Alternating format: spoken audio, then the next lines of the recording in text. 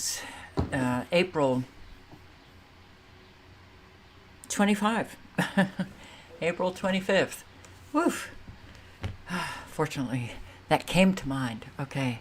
Hope you're all doing okay.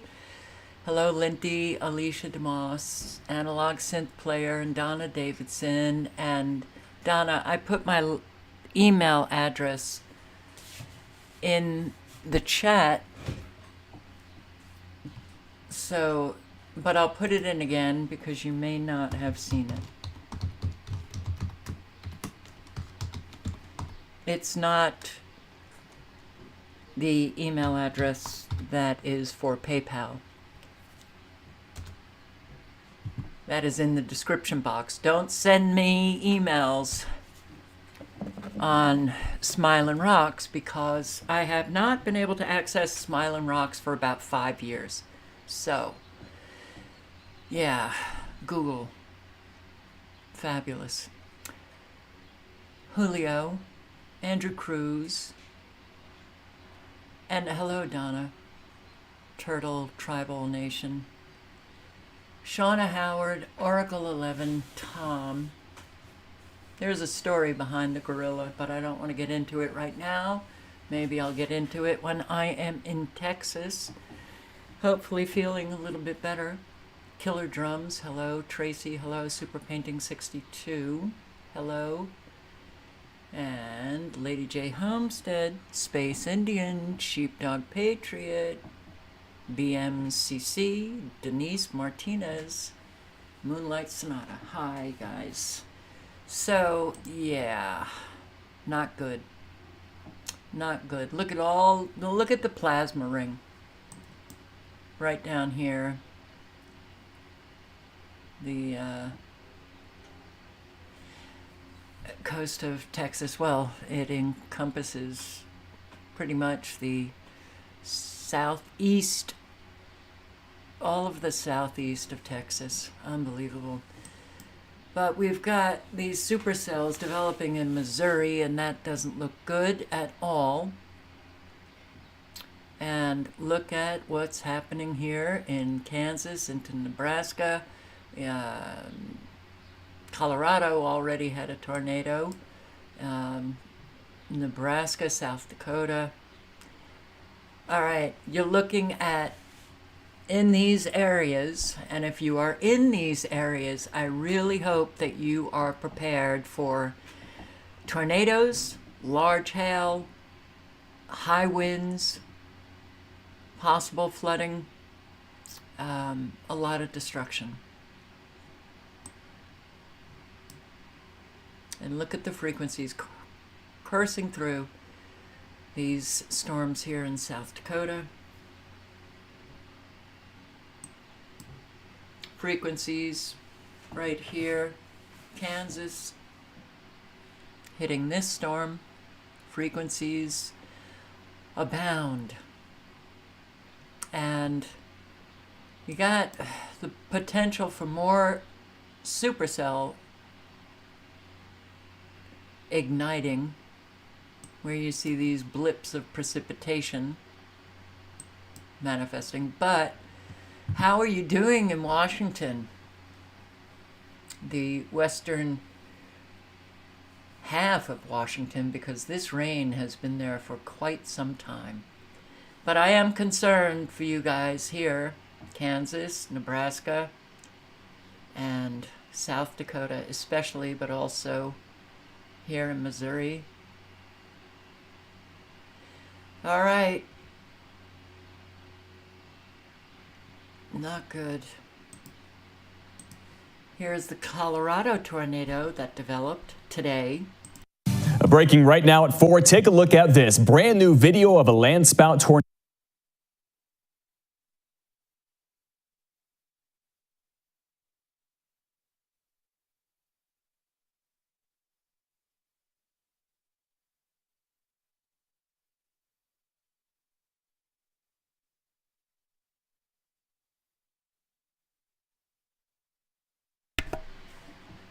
I just wanted to come over here and look at the chat because I don't have any moderators in-house. So guys, be nice. No fighting with one another, please. Don't take things so personally, please. No racist or anti-Semitic remarks, please. Bring our best self to the chat. Yeah. So here's the Colorado, the land spout tornado. Tornado right here in Colorado. This is in the northeastern part of the state near Akron. The Pinpoint Weather Team has been on the air in the last hour telling you about a tornado warning here in Washington County, and this shows you exactly why. Thankfully, we've gotten no reports of any damage or injuries because of this. Well, that's good, right? But the tornadoes are forming. And here, funnel clouds in Salt Lake County today. The storm just went through Kansas City over me. OT. Okay.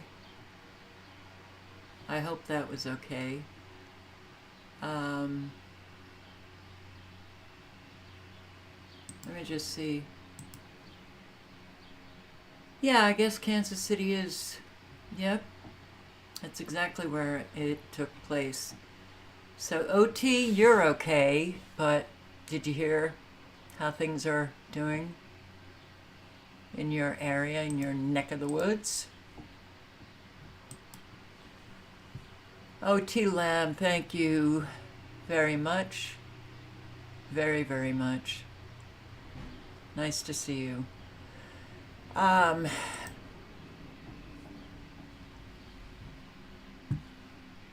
Let's see. So, Ryan Hall is on it. I'm going to post a link. Say what you want about Ryan Hall. I've got my issues with, look, anybody in the weather industry is knowledgeable about weather modification, and they don't go there. And so they do a service and disservice at the same time to their viewers. The service that they provide is that they're warning people of impending destruction, and that's a very important service. The disservice is that they're not saying that weather is being used as a weapon, and these are coming about almost immediately, the manifestation of these nanobots that are creating an awful lot of this weather. And yes, you can look on my playlist on YouTube. You can go to Rumble and on Never Lose Truth, and you can see that I have several videos on nanotechnology and how they're using nanotechnology in weather. So let's just listen up for a few minutes. Storms are strong. Jessica says, can you give me a short layman explanation of how hailstones get so big in some storms, please? Yeah, in storms like these, some of the hailstones are getting up to the size of baseballs mostly because of two things. It's cold, really high up in the atmosphere. Actually, three things. It's cold, really high I'm sorry. up in the atmosphere. I can't listen to it. I'm sorry. I've been doing this for 13 years, and I cannot stand the people who are not talking about weather being used as a weapon. Oh, they always have, some quote-unquote rational explanation for all of this. All of this weather we never experienced. It's only been getting increasingly destructive, for sure.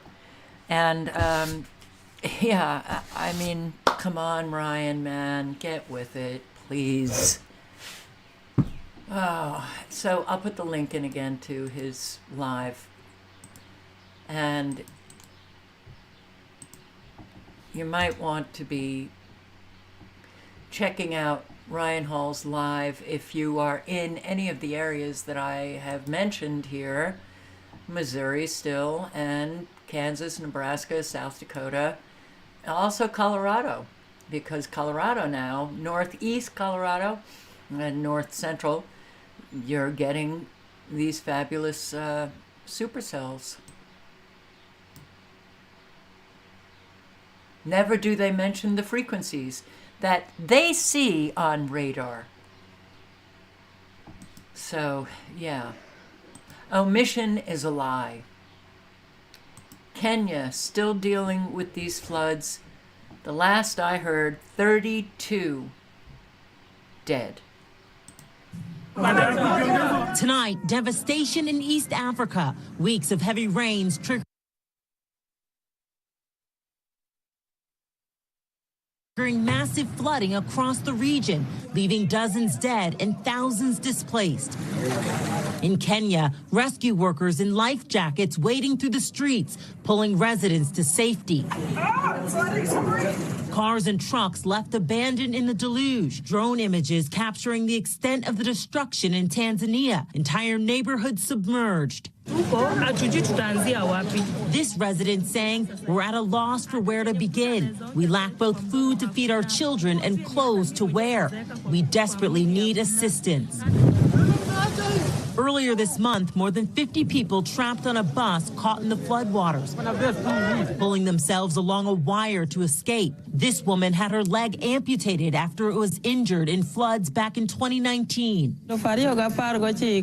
I am lame, she says. I cannot even get out of these floodwaters after it filled my house. My house is still submerged in water. The floods disrupting the agriculture industry, critical to the region's economy. Farmlands have been submerged.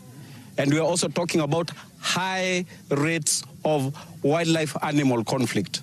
Here we are talking about hippopotamus that are marauding within the community, scavenging for pasture because their grazing lands have been submerged. Experts say climate change contributed to the extreme flooding. Burundi is just another example of extreme rainfall, and some of this is due to climate change, where they've had this flooding.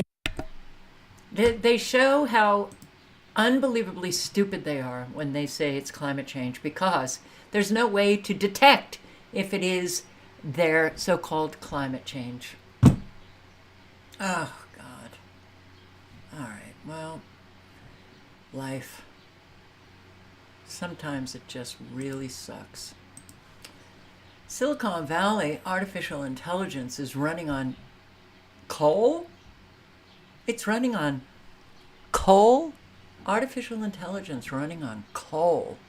Takes a lot of energy to run those hot servers and air conditioning to keep them cool. And artificial intelligence requires even more servers, more energy. Get that eastern coal shipped out to Silicon Valley. What, hello, Americans, will you please plug yourself into some intelligence again, please?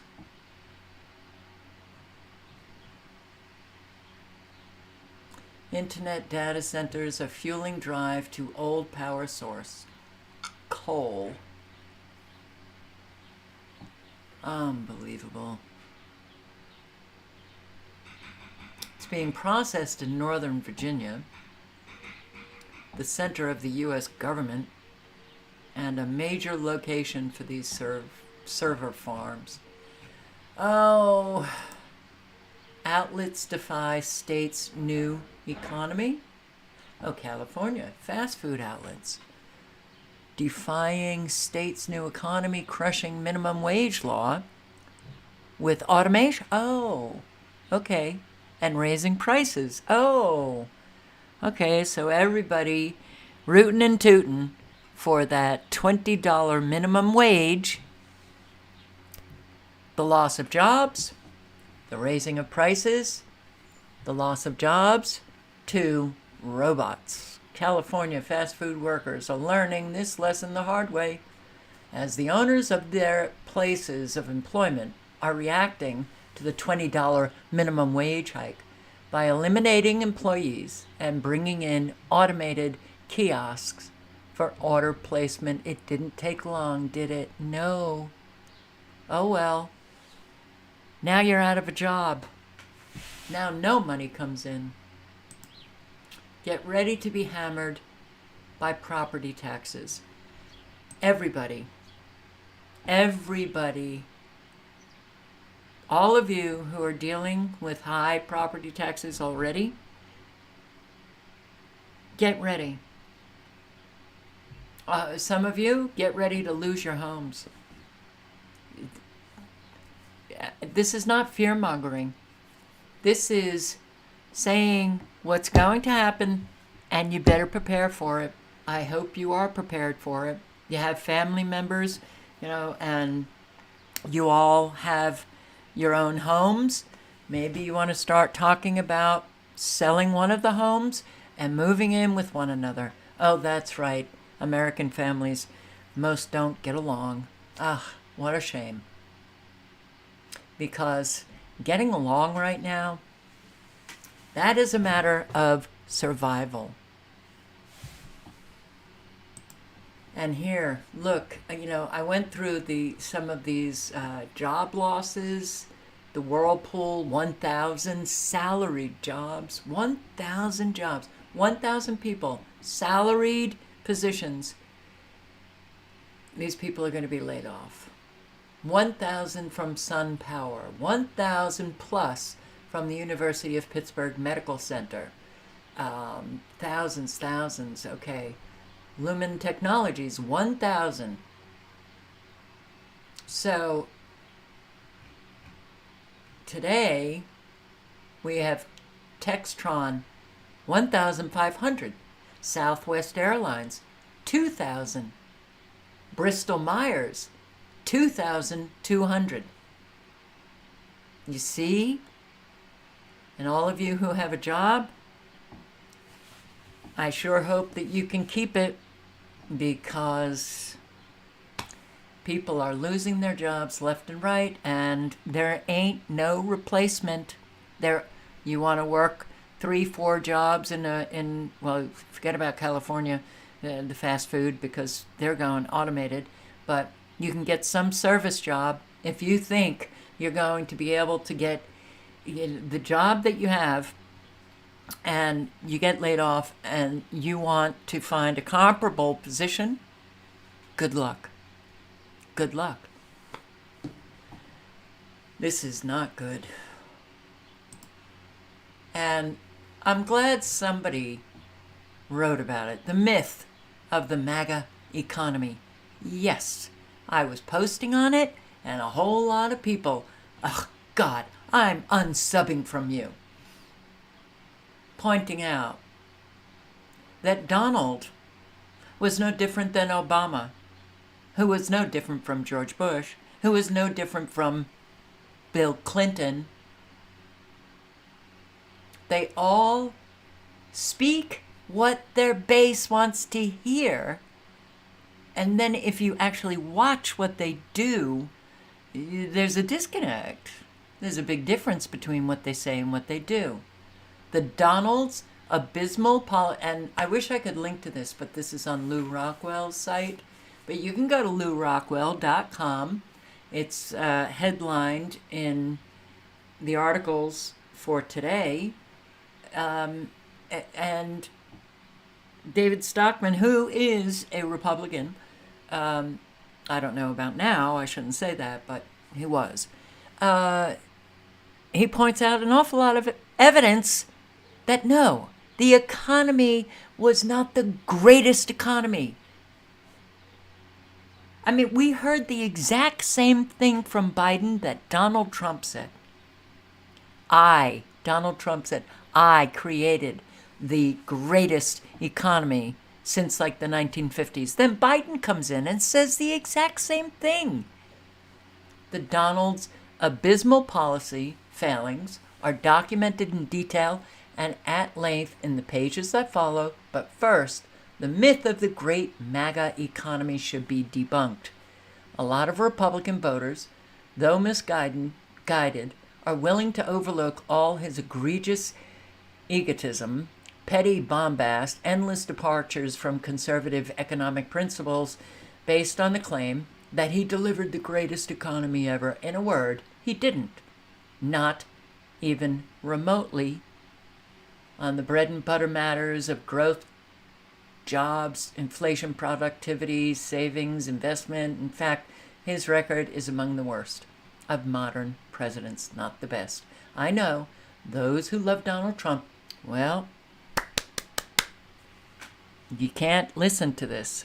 I understand. There's a block in your head. Donald's tenure was worse than that of every one of his modern Democratic predecessors, going all the way back. And if you want to brag about outcomes during the artificial interval of a presidential term, the Donald and his MAGA partisans should remain as quiet as church mice. They have the worst record ever compiled. And yeah, this is what Donald said. My administration and I built the greatest economy in history of any country. He's a narcissistic, ego, maniacal, crazy guy. Any country turned it off, saved millions of lives, and now am building an even greater economy than it was before. Jobs are flowing, NASDAQ is already at a record high, and the rest to follow. Sit back and watch. Well, the refutation, Stockman refutes all of that below. And you can read it. You know, it's... wow.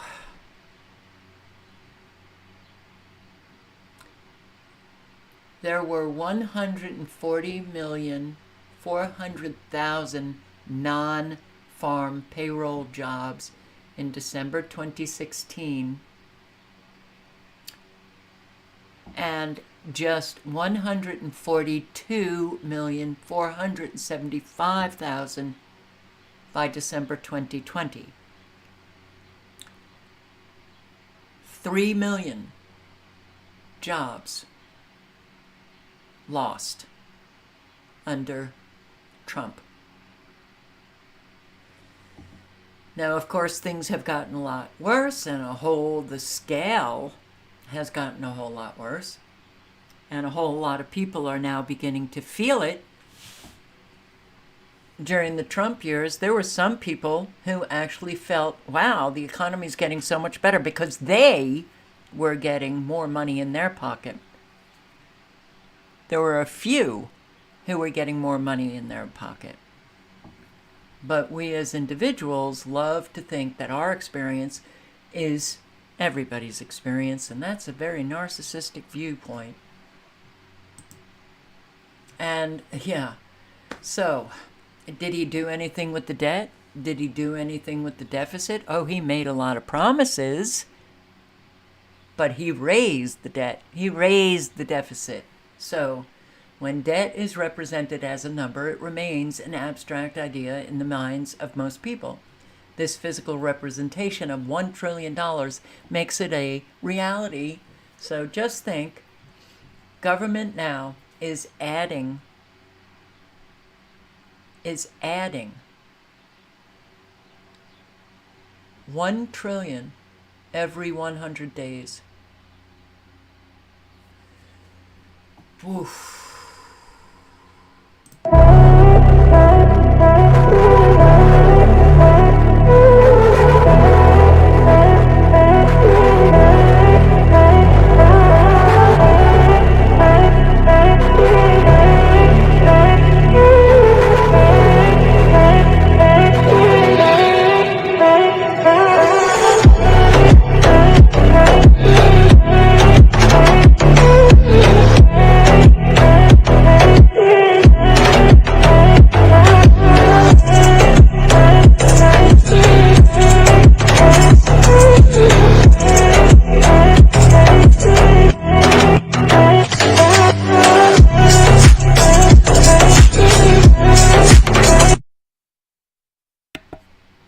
Wow. And the billions that Trump has. Oh, and he's still asking for donations from Americans. More than 100 people evicted from senior care facility due to bankruptcy. More than 100 senior citizens are now being forced to search for a home after their living facility declared bankruptcy. As I-Team investigator Adam Walser uncovered, financial problems at the facility date back years. Also, some of the residents who are being kicked out now invested hundreds of thousands of dollars. guys want to sit down, I cleared the chairs out. Okay. For the first time in his 94 years, Jim Powell is being evicted. But this is letters from the lawyers. Jim and his wife, 91-year-old Mona, Told him next, Thursday will be fine. paid a $100,000 entrance fee 4 months ago to move into Unison Senior Living after leaving their home of 51 years. They'll be moving out next month. What do you think it's going to be like having to pack all this again and move again? Oh my God, thank God for our children. Oh. We got probably 1/3 of it hasn't been unpacked yet. All the elderly residents who live in this 491-unit complex will have to vacate in the coming months because Unison declared bankruptcy. We came home from dinner that night and there was an envelope in the doorway, in our door. We just sat down and looked at each other. I can't believe this. How could it happen so quick? A 2022 tax document shows financial problems date back years, with annual losses that year of more than $13 million. The bankruptcy filing says the nonprofit company's debts are between $100 and $500 million. Are you angry at these folks for letting you move here and then telling you this a few months later? I would say I'm pretty upset about it, but I know it doesn't do me any good. Now, my BP's been up here, but I know it's stressful for anybody. They were told they were being evicted. The building was closing. Go find someplace else. Laura Vitale DeRosa's father, James Vitale, has lived at the facility since 2016. The only friends really that he has left are the ones that are living here, and now they're all going to be dispersed. He wanted to live here and die here. Yeah, exactly. Vitale paid a $75,000 entrance fee when he moved into what was then called University Community Village. That company went bankrupt after a state investigation showed financial mismanagement by the former owner. Vitale paid $82,500 in 2021 as a deposit for a new assisted living apartment, but it was never completed. Since the announcement, Laura and her dad have been trying to find him a new home. Most of these places on this list are 2 times at least more than what we were paying here. And most in Tampa are full. But then the others are Dunedin, Palm Harbor, 2 in Lakeland, and 1 in Bradenton.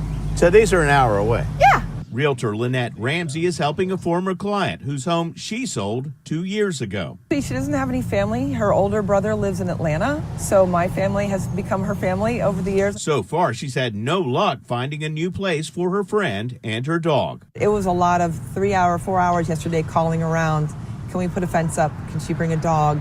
What's included in, in the monthly cost? And it was like, no, and not a lot. 13 of the residents are among Unison's 20th largest creditors, each loaning the company between $292,000 and $675,000. Unison's executive director declined an interview, but said in a statement, the decision was not made without a vigorous attempt at keeping the community viable for our residents.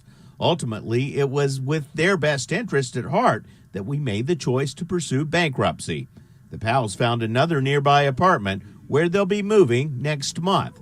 They hope this time will be their last move. That's just a rotten thing to do to people. They knew it.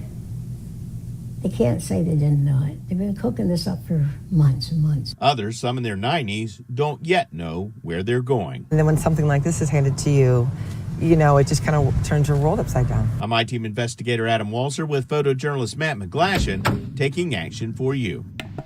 Wow. A whole lot of our seniors are being shit on. Not cool, and it's more than a scam. It is an abject moral disgrace. Financial mismanagement. Wonder where the money went. And it ain't just here. UK? Just gotta put your heat on. I work 5 days a week and I still have to use a community shop. Millions of people in the UK are in paid employment, but still struggling to make ends meet. It doesn't make sense that we have to go through all this. We are penny pinching, we're counting the pennies every day. Politicians repeatedly tell voters the best way out of hardship is to get a job. But for a growing number of people, it's just not enough. People like Melanie. When it's a choice between you getting some new shoes and your daughter getting some new shoes. You buy yourself some super glue to glue your shoes together, and I do. And it shouldn't have to be like that. It really shouldn't. No. You don't have to look like you've got nothing to have nothing. I don't do a weekly shop. I can shop daily for bargains, and I can go from one supermarket to another. And we are penny pinching. We're counting the pennies every day. Once you've bought all the essentials for the month, how much are you left with? Nothing. We're not living a life. I think we're just plodding on. For the last 14 years, Melanie has been working in a local school as a learning support assistant. I've always had at least 1 or 2 jobs. Worked for every call centre, seasonal work, local football team, cleaning. You've done it all. Yeah, been there, got the T-shirt. You do it for your children. All 3 of my children, they've seen Mum doing her best. We have a lot of staff illnesses due to being overworked. And you've bushed your gut so much, you've got nothing left when you come home, and you think to yourself, is it worth me getting up and going to work in the morning, knowing I could do half the hours that I wanted to and get my rent paid, council tax paid, but it's pride at the end of the day. Where Melanie lives in Yorkshire, almost 1 in 4 people live in poverty. In the northeast, the situation is even worse. And living in poverty almost always means struggling to put food on the table. As food bank use reaches record highs, community shops like this one in South Tyneside are popping up all over the country to fill the gap between rising costs and stagnant wages. So I'll be getting some eggs, some bananas and potatoes. So my little boy loves eggs, so it's worth it if you get that. You're allowed to come here once a week. It costs £4. I only work part-time, however, I'm above the threshold for getting any kind of help from sort of the government. I can't be referred to a food bank. So even though I'm struggling, I'm a single parent, I can't get any help from anywhere. So this is a good way to do it. When you sort of leave school, you never think, right, this is going to be me using help from people, using community shops, using food banks. You think you're going to be able to provide, and sometimes some weeks I can't. There's no way I would ever buy this from a supermarket. Only because it's too expensive. I work. My wife also works, but recently our kids just came into the country, 4 of them. So they eat a lot. What we make as income is probably not enough. It's minimum wage, so it doesn't cover the bills, the rent, and every other thing we need to pay for. So that's basically why I have to come. It doesn't make sense that we have to go through all this, especially the fact that we're working full time. Record numbers of people in the UK are finding work, but many of those jobs are insecure. And while inflation rates are slowly improving, real-term wages and benefits aren't keeping up. So yeah, it's half term this week, which it's nice to have time off, and it is to switch off. But then you're still worrying, we're at home all day now, budgeting your gas, your electric, what are you going to eat this week? Cheese and butter, please. I used to cook every day. I know I can't afford to do a meal every day. So when you do, you cook double, so the next day it's there just to warm up. And do you know what? I don't want this for my children when they go out and be their own little adults and get their own lives out there. I don't want that. And I don't want them to see me struggling.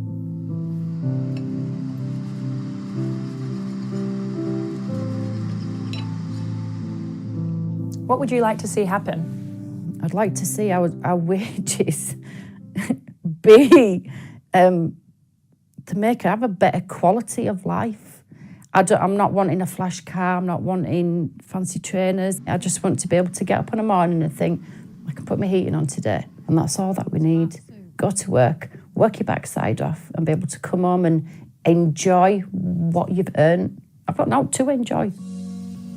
The number of working adults living in poverty has risen 56% in 25 years. Back in the day, my dad worked, my mum stayed at home, and you had everything. And now, 2 people can work, and you still can't even afford to put a meal on the table on a night time. We need to be heard, we need to be seen, and we need to be believed. We're not just a number, we're people. You've either got it or you haven't. And I think those that have got it, they don't realise what it is to go without. Surviving life, not living it. And I saw someone leave a comment saying that eventually the masses will turn against the elderly. They've turned. It's already happening. When you see so many elderly, when you see so many who have spent an awful lot of money in these senior housing developments, getting kicked out, evicted, thrown into the streets, you know that most Americans do not care. They just don't care. It's fine to say you do care, but it matters what you actually do. Family, including 11-year-old girl, hospitalized after Universal Studios tram crash. Nothing is working anymore. Details tonight about the terrifying crash during a Universal Studios backlot tour when a tram loaded with sightseers overturns, sending passengers onto the pavement. More than a dozen people were hurt in the accident, and now some say the studios are trying to downplay the severity of the accident and their injuries. KTLA Sandra Mitchell is live in Universal City with details on a story you'll see only on 5. Sandra. Micah and Cher, just after the accident, Universal Studios referred to this as a minor incident. But tonight we are hearing reports of more serious injuries, including an 11-year-old girl who was at the park to celebrate her birthday. Going more than 20 miles per hour and crashing into a guardrail, some passengers on the Universal Studios tram that went wildly out of control Saturday night now claim the accident and injuries were more significant than first reported. He did indicate it was incredibly dark at the scene with many victims holding their flashlights up, trying to locate other victims. Everybody was screaming. It was mass hysteria. Attorney Stephen Dillon is representing a Murrieta family of 3, all injured in the accident, including 11-year-old Sophia, who was ejected from the tram. We've blurred the pictures because the family did not want to appear on camera, but more than a dozen patients were triaged at the scene and taken to the hospital, including Sophia's father, who was treated for leg, back, and shoulder injuries.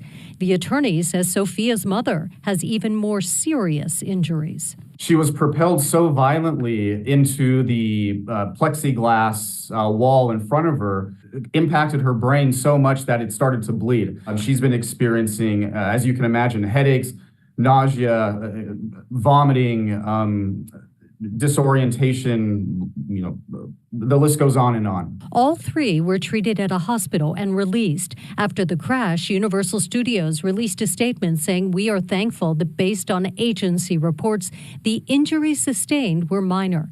The CHP is investigating the crash, and Dillon says he believes the tram was going unusually fast and that the windows and the walls of the tram were not strong enough to protect the riders. Wow. Yeah, nothing's working anymore. 11-year-old found locked in cage in Henderson,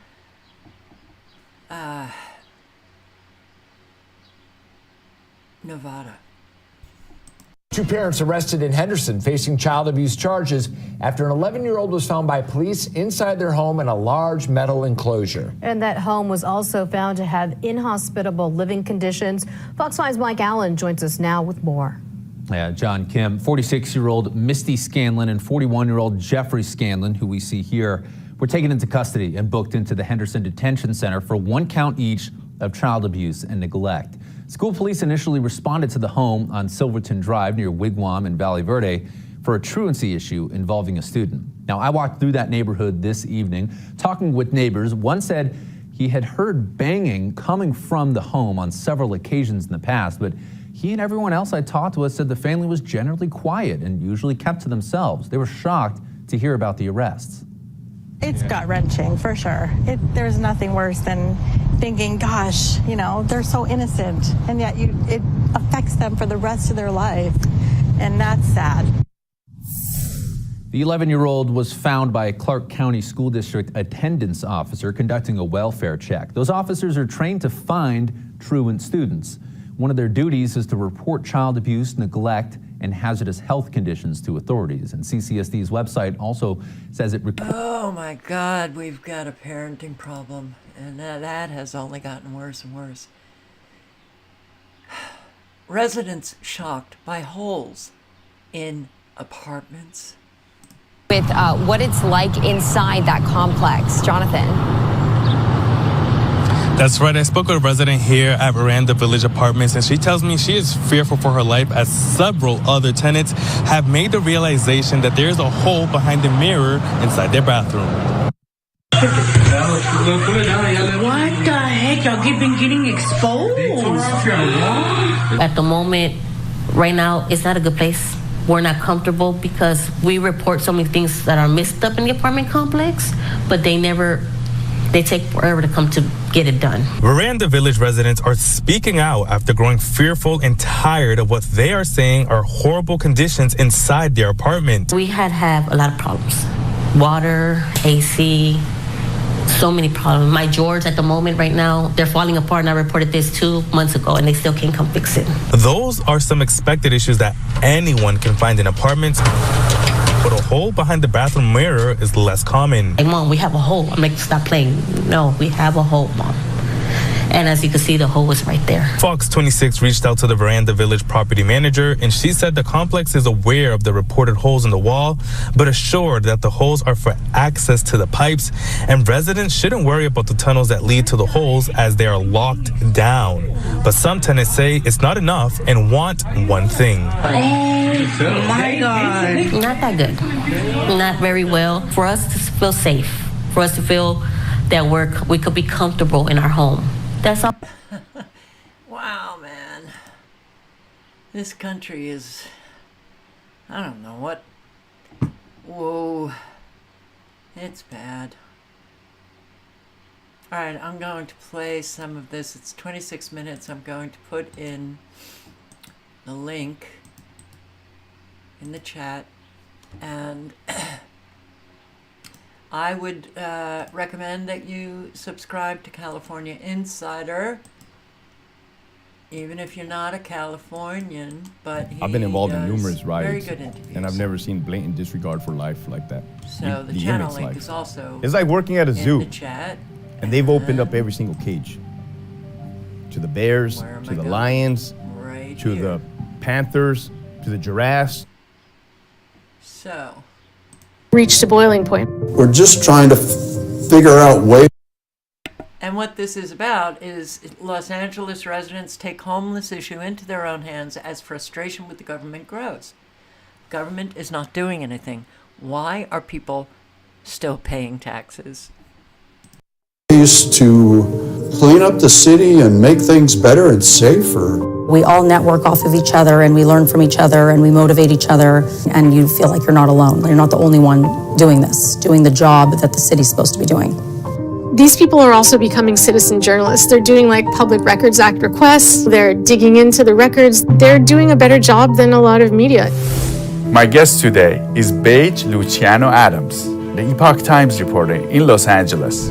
Today she's here to tell us what LA residents are doing for their own city and how ordinary residents are actually organizing to clean up trash and deal with the encampments in the city. We also sit down with Keith Johnson, who has been organizing a group called Save LA, as well as April Silverman and Cameron Flanagan, who have been instrumental in cleaning up homeless encampments in their communities.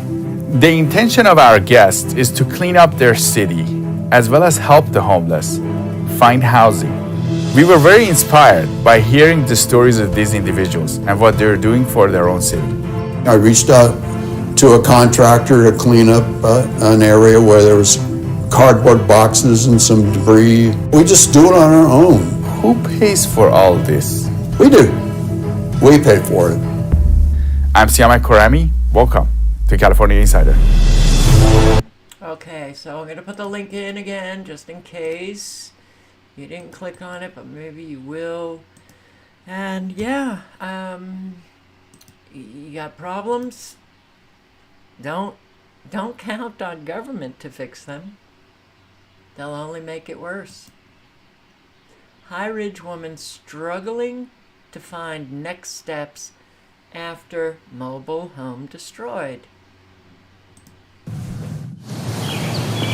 The damage to her trailer My daughter's alive. I'm alive, so reminds Sarah Rogers not really a lot more you can ask out of that situation. that things could have been worse had she not taken cover after the tornado alert came from her phone. Something told us to go to the bathtub, and so we went to the bathtub, and it was quick. It came quick. Some of her neighbors at the Country Squires mobile home park had damage too. There was stuff falling off the shelves. It was all coming out. It scared the living crap out of me. Her trailer was completely destroyed. She and her daughter had to climb out through a window afterward. She saw that the home was gone. She screamed more for that than when the tornado came. For them, the house had represented a new chapter. It was kind of like our new hope. Her previous trailer had been falling apart, and when the storm hit, they were just moving into this one, a donation coordinated in the last few months through Janice Campbell and others in her church community. She is a single mom, and she is in need. She works really hard to take care of her and her daughter, so the church was just trying to help her. Now the county has Yeah. Oh, yeah. Love it. Love it. Love it. People helping. Communities coming together. Helping. That's what is necessary. That's when you get to see God in action.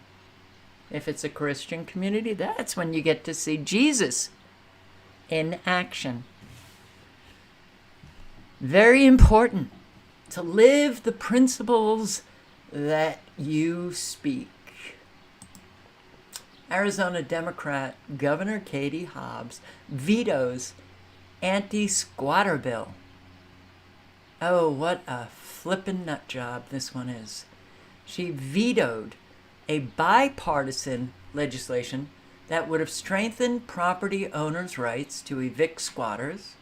It would have permitted homeowners to request police to immediately remove a squatter from their property if the squatter unlawfully claimed a right to live there. Now, those of you maybe in different countries, Arizona has a big problem with the border and a whole lot coming across the border. So you really do want to sign legislation that is going to protect homeowners, right? Not for Katie Hobbs. She wrote, "Today I vetoed Senate Bill 1129. This bill fails to leverage existing legal mechanisms, respect the due process rights of lawful tenants, and minimize unintended consequences such as for victims of domestic violence." Okay. That's hard to grasp because it's bullshit. State Senator Wendy Rogers, who sponsored the bill, said in a statement, "This bill has absolutely nothing to do with landlord-tenant law and has exemptions for family members and anyone with an agreement to cohabitate. Although we have trespassing laws, it's often difficult to prove a person is unlawfully occupying a home and can result in a lengthy legal battle." State Senator Justine Wadsack said that she had found a squatter occupying a home while she was a real estate broker. "It was a terrifying threat to my safety, the safety of my clients, as well as to the homeowners. When I called the police, I was told there was not much they could do." It's a shame Hobbs vetoed yet another piece of common sense, bipartisan legislation. I don't even want to hear the common sense. Oh, it's common sense. It's common. Look, Hobbs just left Arizonans vulnerable for people to squat in their homes and then live the nightmare of trying to get them out. Hobbs vetoed 10 bills on Tuesday, bringing the total number of rejected legislation to 52 this legislative session, after issuing a record-breaking 143 vetoes in 2023. She vetoed a bill that would have codified the definition of male and female into law and prevent males from using women's showers in school locker rooms in public schools. She also vetoed bills that would have required enhanced sentences for those convicted of multiple incidents of organized retail theft. Also vetoed a bill that would have authorized police to arrest illegal immigrants and would have made it a misdemeanor crime for anyone to illegally cross the border at any location other than lawful port of entry. And Hobbs definitely stole the election from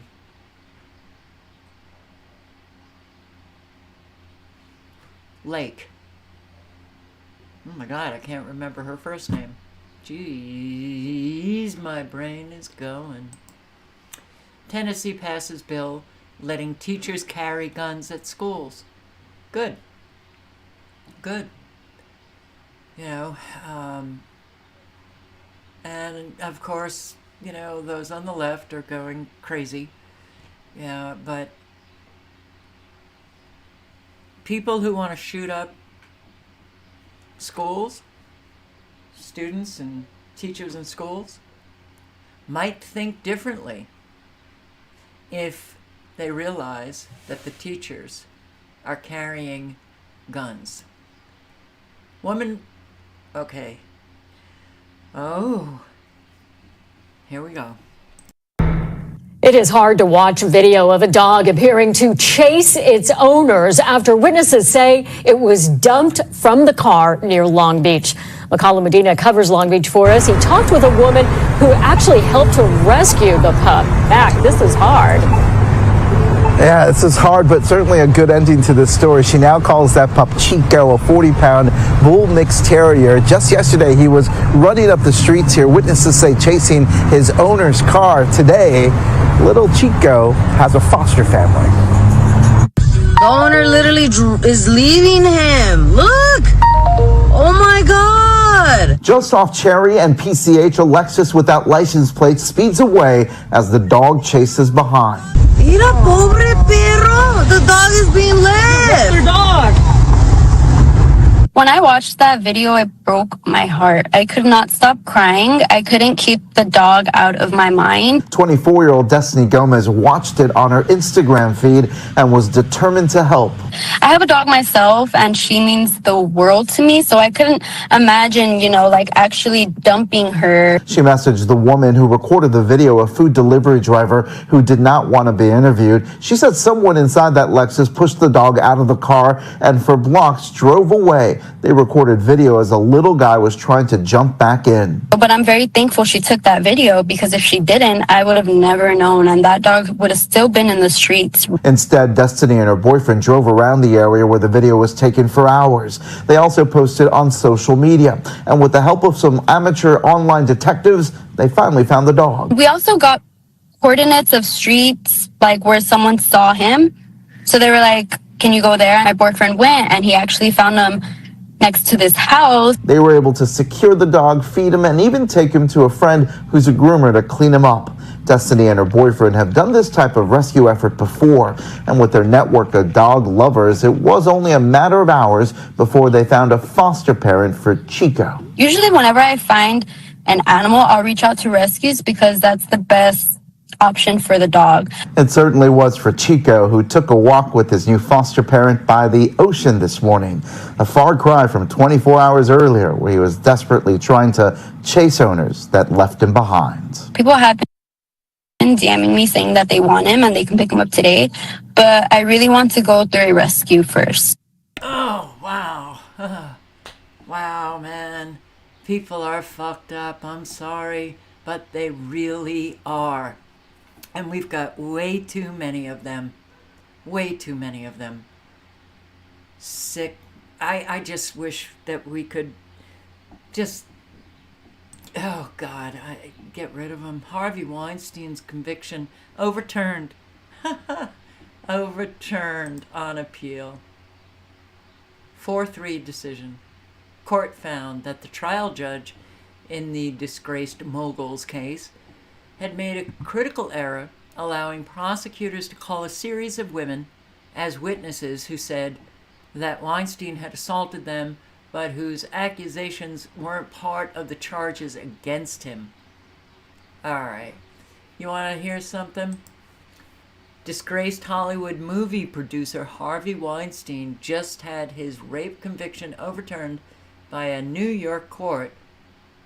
And here's Harvey on tape. Please sit there. Please. 1 minute. No, I ask you, go to the bathroom. Please, I don't want to do something I don't want Go to. to the bathroom. Come here. Listen to me. I want to go downstairs. I'm not going to do anything. You'll never see me again after this. Okay? That's it. If you embarrass me in this hotel, I'm not embarrassing you. It's just that I don't feel comfortable. I mean, don't have a fight with me in the hallway. Please, I'm not going to do anything. I swear, my children. Please come in.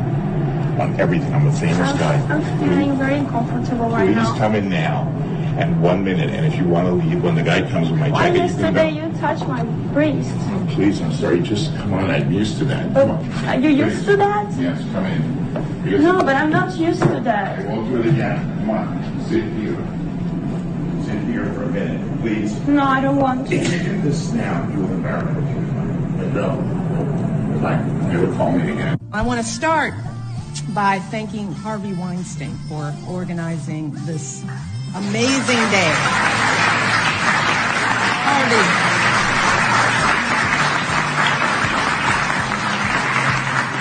This is possible because of Harvey. He is a wonderful human being, a good friend, and just a powerhouse. And the fact that he and his team took the time to make this happen for all of you should say something. I'm sorry, look.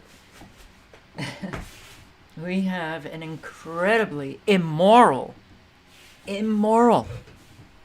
not morally superior. We've been immoral for, well, ever.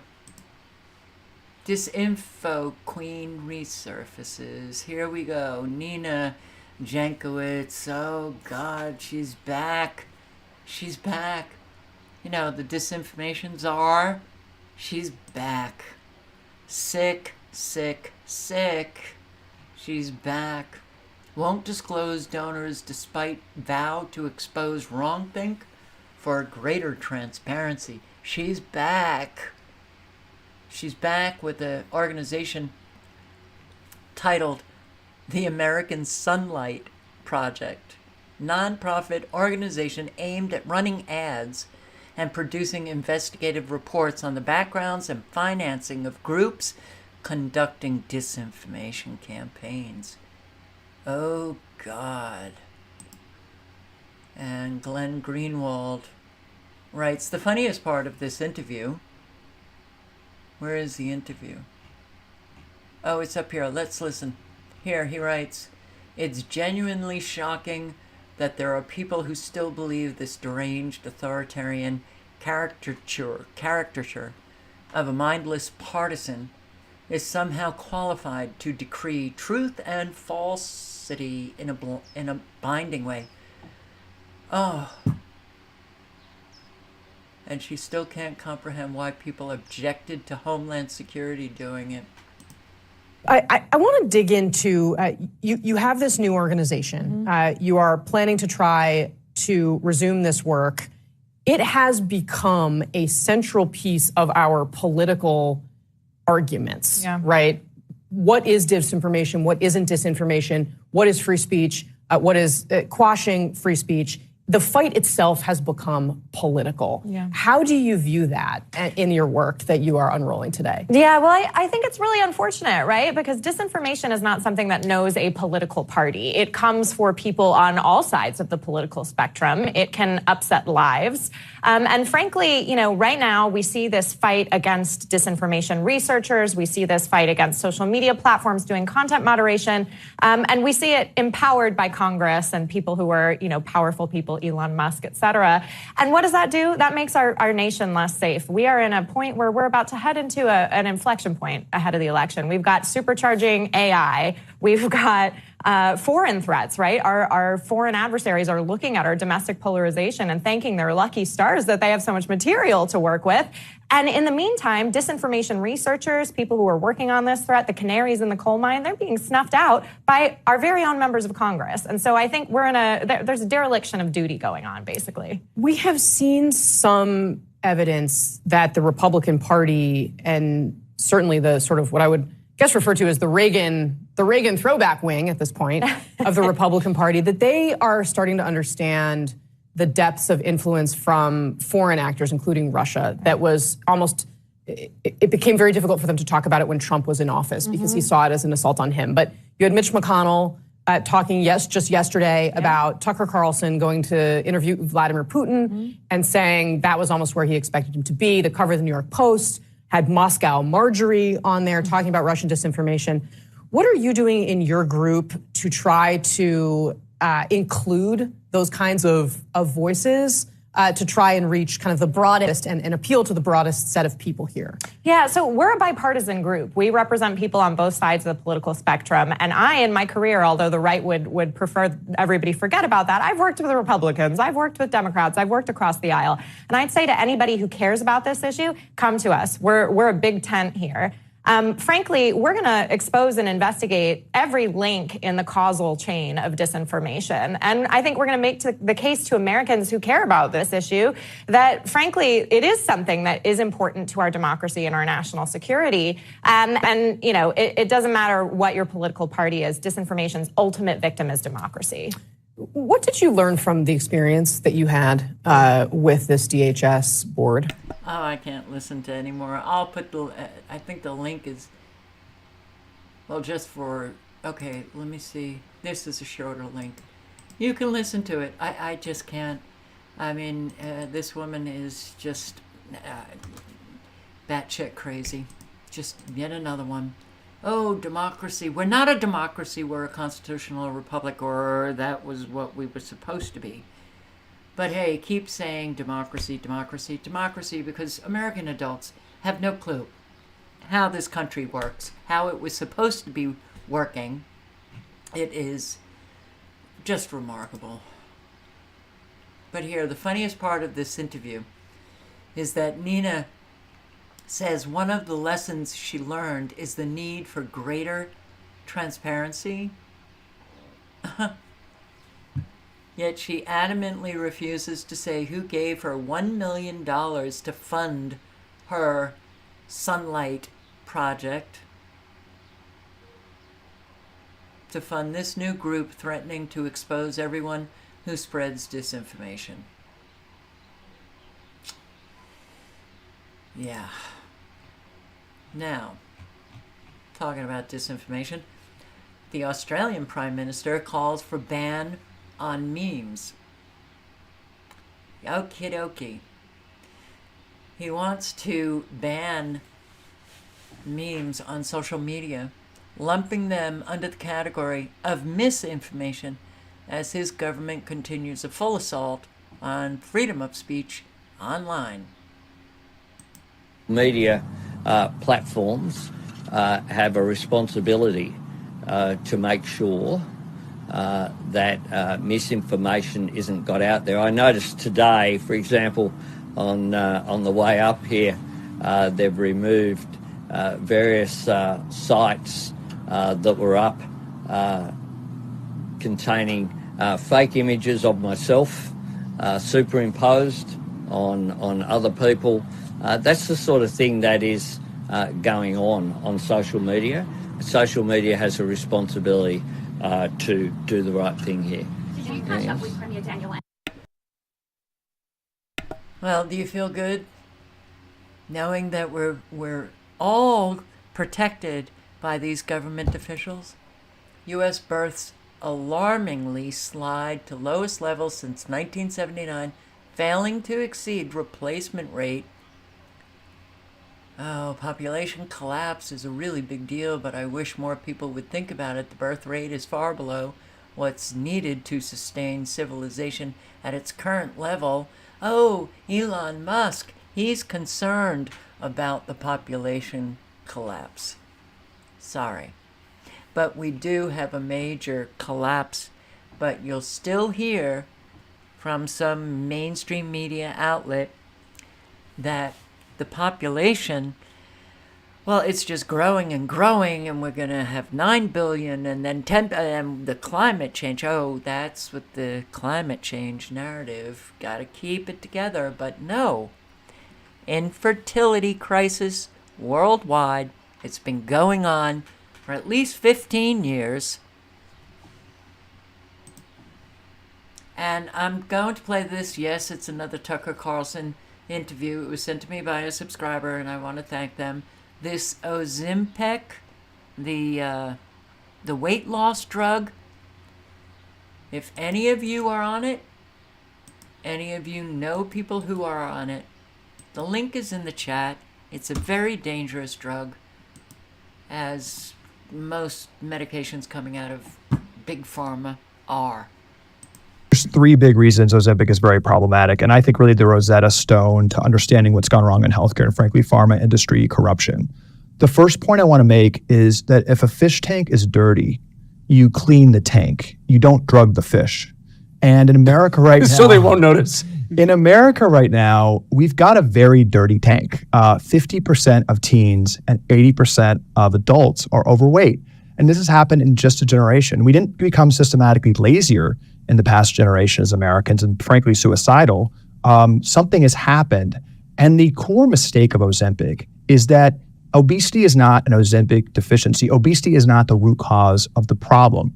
Obesity is one branch of the tree of underlying metabolic dysfunction that's ravaging our country. As we talked about, with over 50% of Americans having prediabetes now, 33% of young adults. Most Americans have prediabetes? Oh, it's by some measures is up to 60% of the whole country? Of adults, and 33% of young adults and teens. And you have a diabetes doctor, just a generation ago wouldn't see one child in their entire careers with diabetes. Now, diabetes, which again is cellular dysfunction, is cellular disruption. Totally. You know what creates that? Cellular dysfunction? Well, an awful lot of things, but one thing is the electromagnetic frequencies. Caused by environmental factors and what we're eating.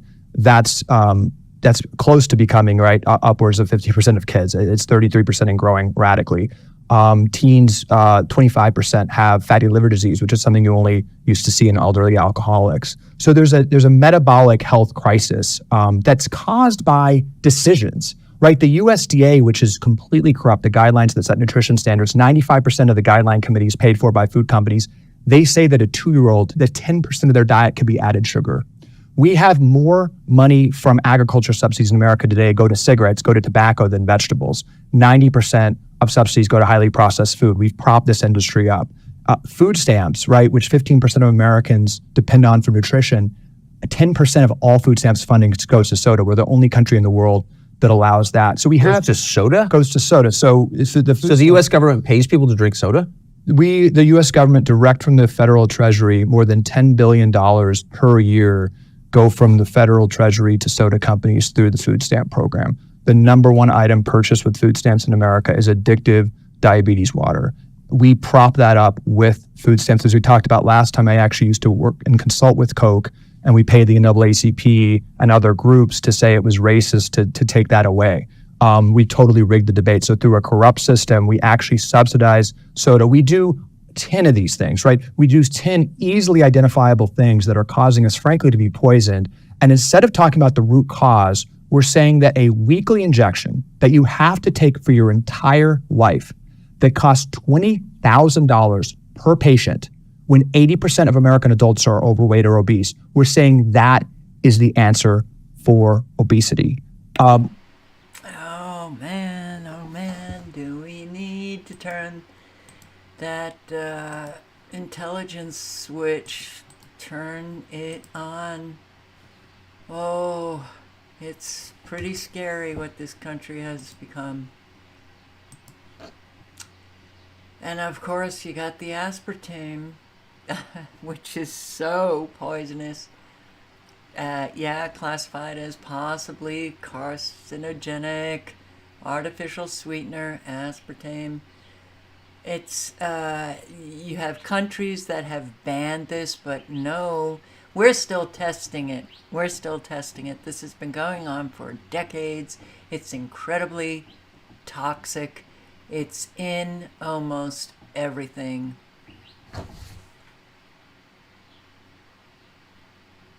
Aspartame wrecks your health. Well, we sure should have been doing something a long time ago, and we didn't. But what Trump's lawyer tries to convince a stunned Sotomayor, Supreme Court Justice, that the president has immunity to order assassinations of rivals. Trump's attorney previously argued that under certain circumstances, a president could order SEAL Team 6 to assassinate a political rival and not face prosecution. I'll post the link if you want to read this. Look, our country is just so far gone. It's just so, it's sad.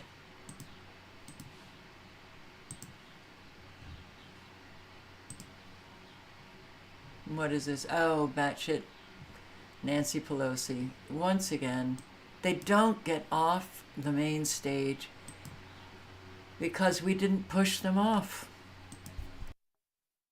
This is Russell Dobular. I am filling in for Jimmy Dore, who is on a secret mission for the Davos people who actually run this show. I am here with my buddy Keaton Weiss. How are you, Keaton? Hello, Rumblers. How are you? Good to see you again. All right. We are now on the other side of the wall, breathing the sweet air of freedom. And we're going to take a look at our illustrious former Speaker of the House, Nancy Pelosi, going on a truly batshit crazy rant about Russian rapists and such. This tweet was from Michael Tracy. Nancy Pelosi salutes Speaker Mike Johnson and by extension Donald Trump for making the war legislation possible. She says anyone who votes against Ukraine funding will have the blood of raped Ukrainian women on their hands. Real sicko stuff here, but thoroughly bipartisan. All right, so yeah, this really needs to be seen to be believed. I join Mr. Turner and others in saluting the Speaker, as well as our leader, Mr. Jeffries, for making this important legislation possible. I associate myself with everything that's been said already about Ukraine, but I want to just focus on one particular area. 2 years ago and almost 2 weeks ago, I led the first high-level delegation to Kyiv, and we saw firsthand the courage of the people, the danger of the Russians. But let me just tell you what is heartbreaking about it. Vladimir Putin has instructed his troops to use rape, kidnapping, and murder in front of family members as a weapon of war to demoralize the people of Ukraine. Where's the evidence? Where's the evidence, Nancy? Or, oh, it's Nancy Pelosi. She doesn't have to show any evidence. I hope that our colleagues will choose democracy and decency rather than autocracy and evil, because I fear that if you choose the Putin route, you will have blood on your hands. Blood of the children, blood of their mothers, raped in front of their parents, raped in front of their children. I urge an aye vote on this and all the other bills before us today. Thank you, Madam Speaker. The chairwoman's time has expired. Okay. So I've always been hesitant to feed this rumor, but is she drunk? Is she drunk? I hope so. Because a lot of speeches that she gives, she does seem like she was hitting the hot toddies that morning. Are quote-unquote leaders. People who have enriched themselves so handsomely by, quote, representing the Americans, unquote. Crazy.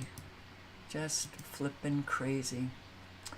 You know what? I'm just going to check out to see if it's still live. Why can't I move this? Why won't it play? Why won't it do what it's supposed to do? Page unresponsive. Okay. Are all of my pages unresponsive?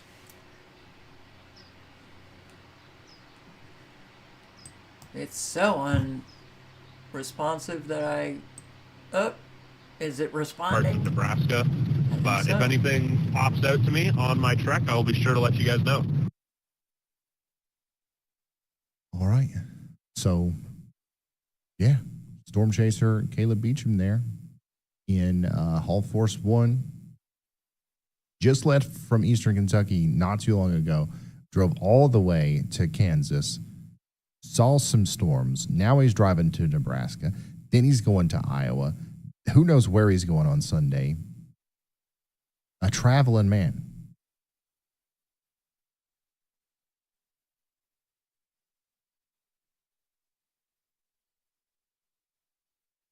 This doesn't look good. This doesn't look good here in Kansas into Nebraska. Neither does South Dakota. More. Hey, Doug, Justin, Liv, thank you for becoming members. And We've got more supercells igniting here in Kansas, probably coming into Missouri.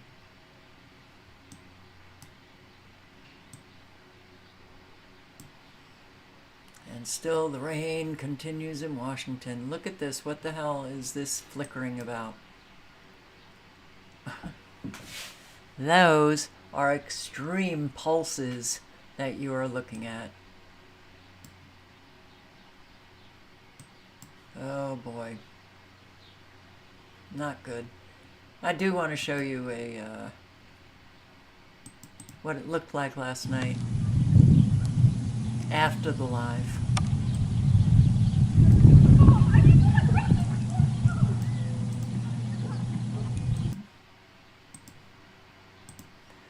Right after the live.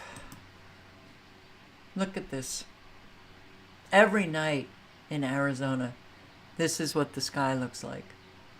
This very bright orange that, well, when you know what it's about, it's so toxic.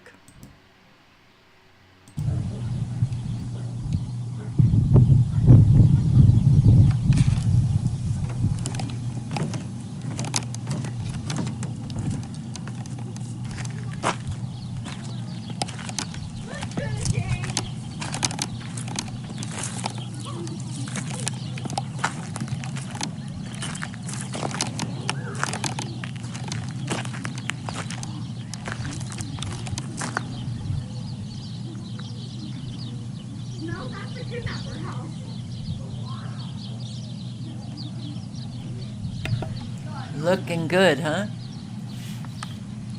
Oh, that's little one. I'm in Bookend.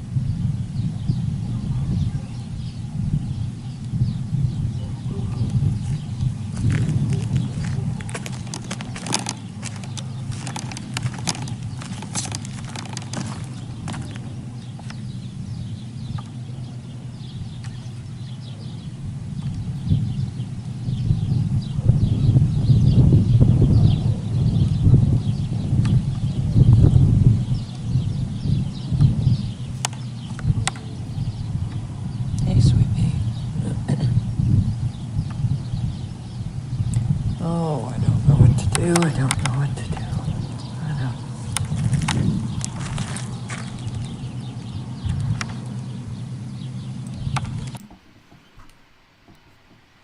Well, I'm just really hoping that everybody's just going to be okay. Oh, it's hard to see all of this destruction. Some people can just turn it off and go about their business, which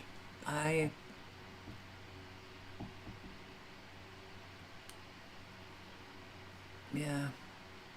Saserby, Arizona, NGOs known as No More Death Camp have set up an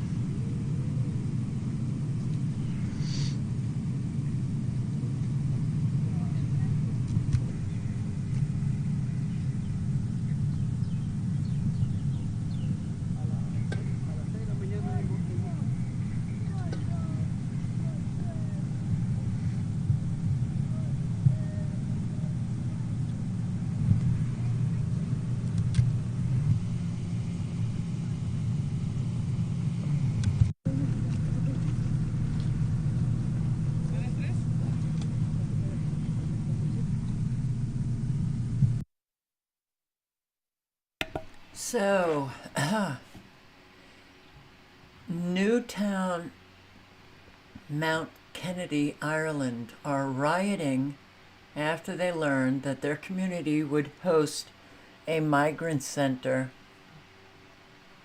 They set fire to the under construction building. Riot police have mobilized to shut it down.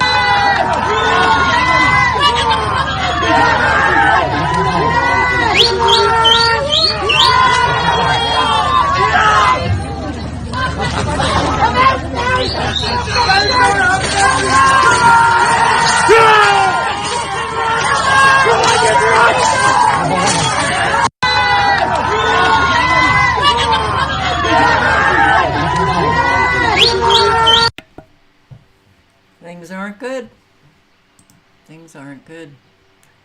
So, Israeli forces have just arrested 3 children. Okay, yeah. Okay. And you wonder why people are protesting.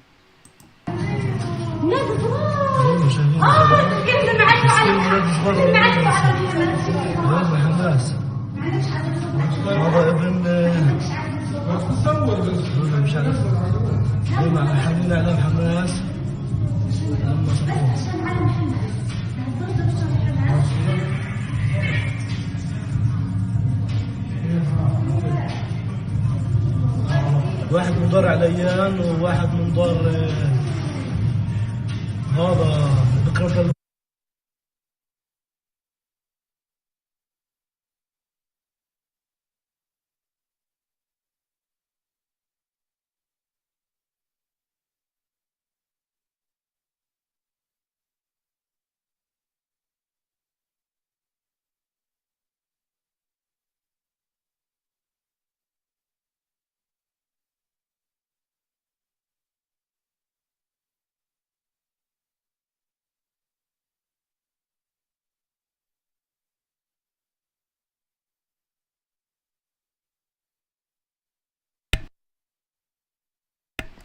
My link was off. I mean, my mic button was off.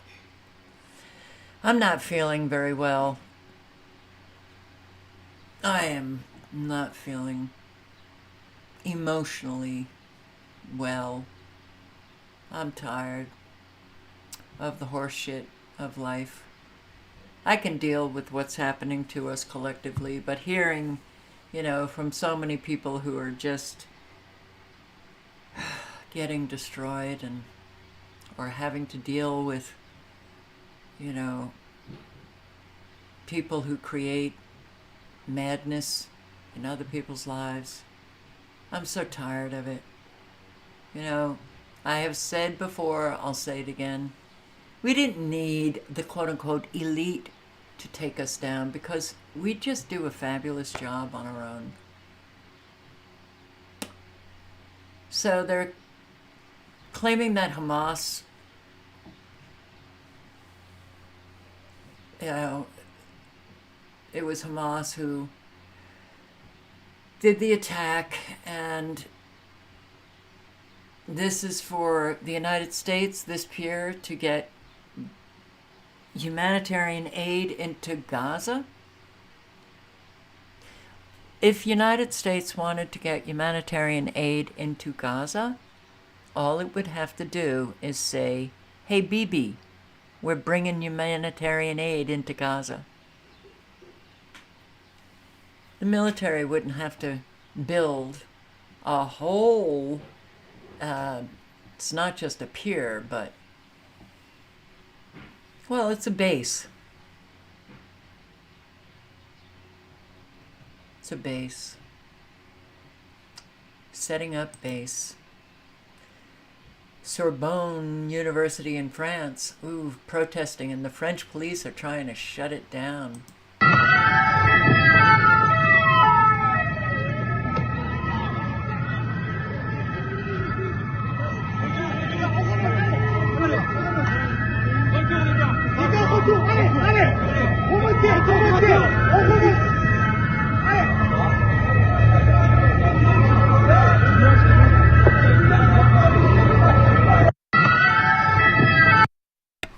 Universities all over the world, all over our country here in the United States, a whole lot of students are protesting the Zionist and what is taking place. Here in Georgia, Emory University, police breaking up a pro-Palestinian protest. Get under arrest. Get under arrest. Get back. Get back. Back up.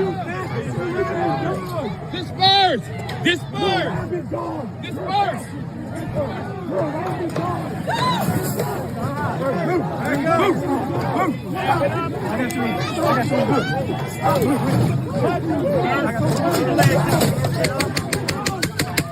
Back up! Back up! Back up! Take the ball into this party. Back up!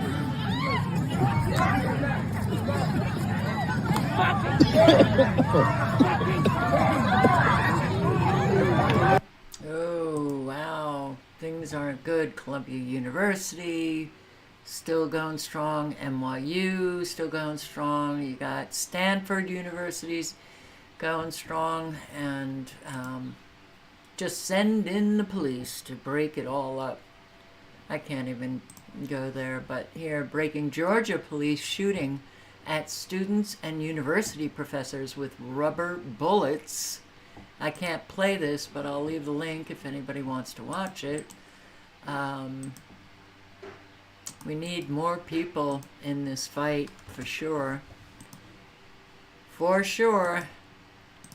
Because they just send out their thugs who get a paycheck to arrest the chair of Emory University's philosophy department for opposing Gaza genocide. This is going to circle around. Yeah, I can't play this either.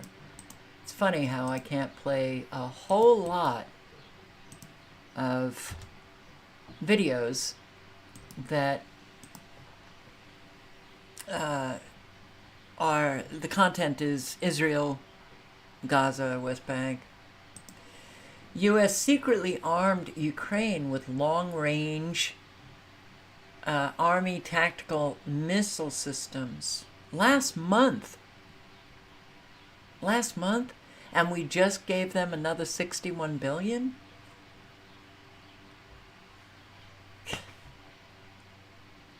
Don't you just wish that somebody could be held to account? Even if we can't stop all of what's going on? Don't you wish that Americans would just finally rise up and hold these people to account for the destruction of their own lives here in this country? The destruction of Ukrainian lives, the destruction of Palestinian lives, the destruction of, of Syrian lives, of Iraqi lives, of Libyans, the list is long. No. No. Rather sit back and do nothing. Trump sold out his base to shovel $95 billion to Ukraine and Israel. Thank you, Stephen Mack. Yes, he did. Trump is all into adding another $95 billion to the national debt with exactly zero in spending offsets and or tax increase to pay for those. Well, the tax increases are coming, but that's when he was rah-rah Johnson, Speaker Johnson. He's doing a good job.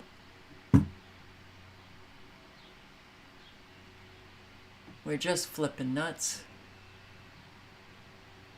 It's very surreal to live each day knowing that lives are just being destroyed and hardly anyone is like standing up. Very weird.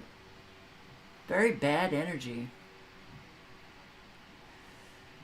Oh boy. Well,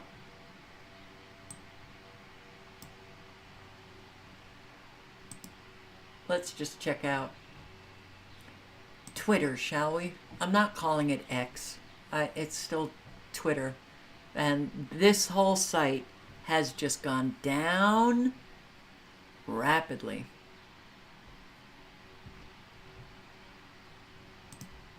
Look at this.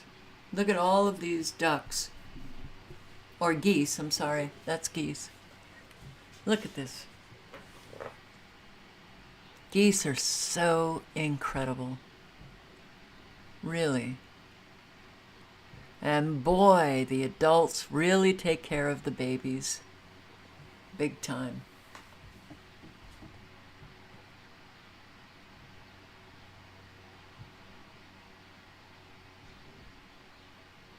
We could learn a lot from just observing the non-human species.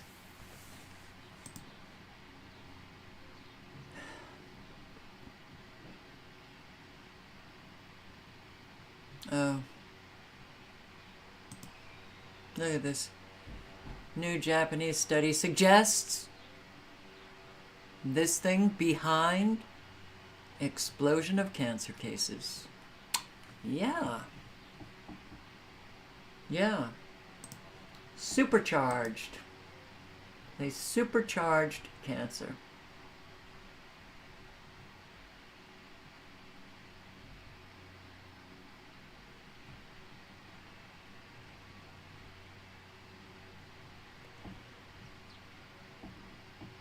Why do we have children in mass graves? Yeah, why? We also found the bodies of a number of children, and here we have questions. We would like to know what is the reason why we have children in mass graves. This shows and proves that the occupation is still leading a war of genocide where over 14,000 children were killed. So roughly 40% of the total number of martyrs in the Gaza Strip are children. We also noted that some of the bodies, their hands were tied using belts, using fabric, and this also shows that some of the civilians were subjected to torture by Israeli occupation soldiers. We also found the bodies of children. This child is no more than 15 years old, and this body was recovered from these mass graves, and this once again shows that the Israeli occupation is still committing atrocities against children in the Gaza Strip. And that was the Al Nasra Hospital mass grave that was just recently exposed.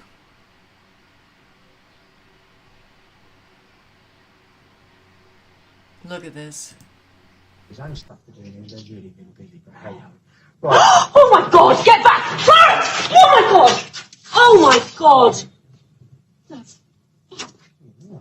Oh my God! She's alright. Wow, wow. Oh my God! Get back! Clarence! Oh my God! Oh my God! That's... Oh my God! She's alright.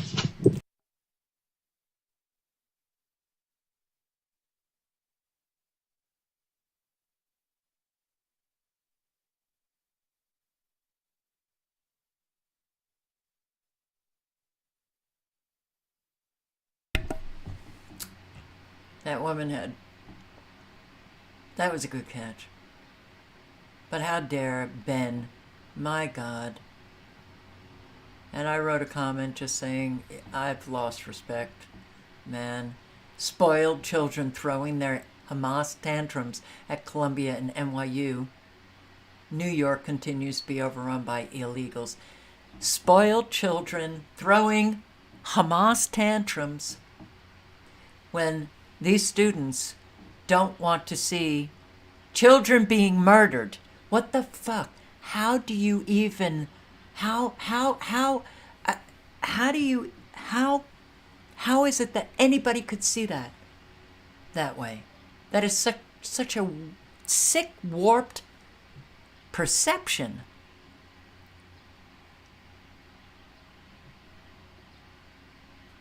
I feel sorry for us. I really feel sorry for us. So few are going to heaven, if there is a heaven. So few. It's really... It's gotten to just... It's surreal, it's horrifying, but it's so pathetic. It is pathetic. I don't understand. I don't understand how this could be. We're so busted.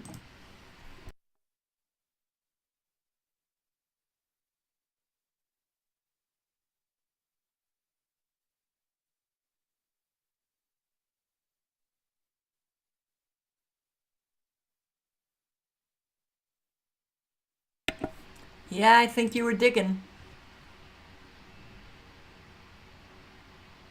14-year-old trans kid performing for tips at LGBT bars in Vancouver. Oh my God.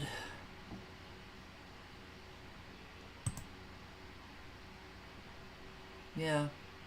I regret to inform you that this thing right here has been approved by the FDA and is now being injected into America's pork supply.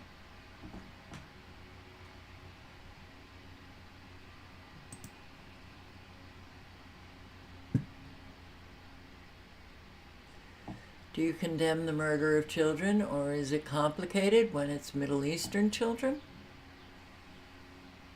No, it's not complicated at all. School in New Mexico had a drag queen stripper perform a provocative, sexually explicit routine for kids.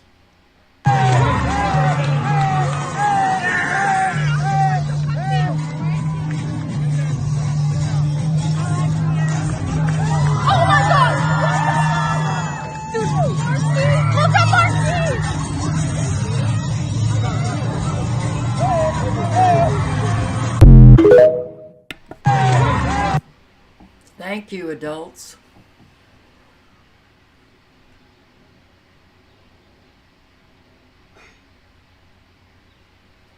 This guy in Oklahoma attacks a bus driver while he's driving.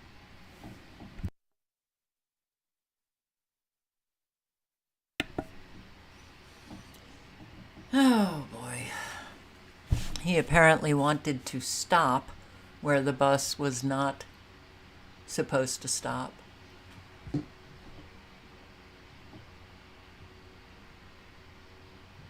Yeah, people are out of their flipping minds.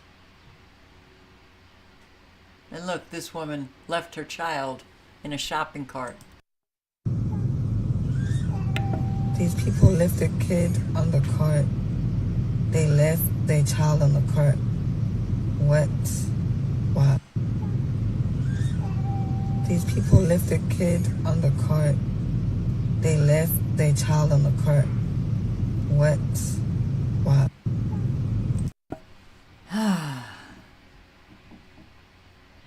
Well,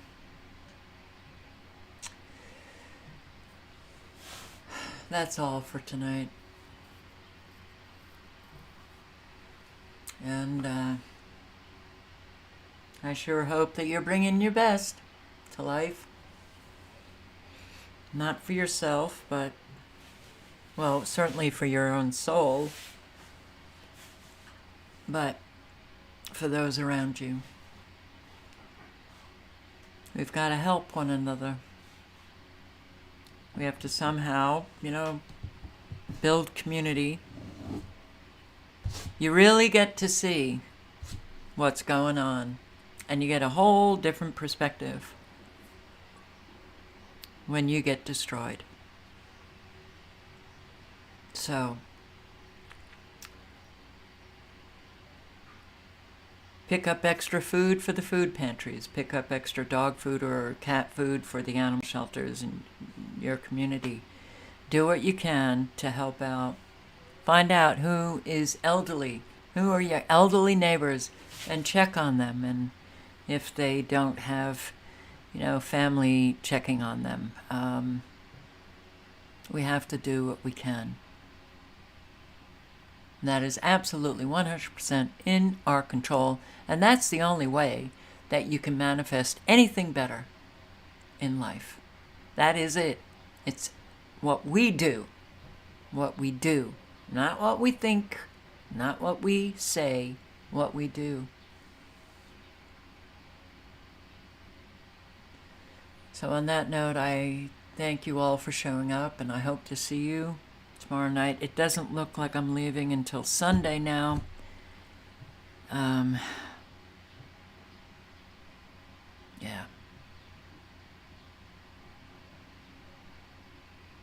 Why not put in a prayer for me to start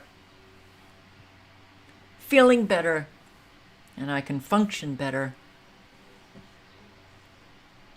I'd appreciate it. Stay safe. And on that note, I say good night and good luck. Ciao, guys.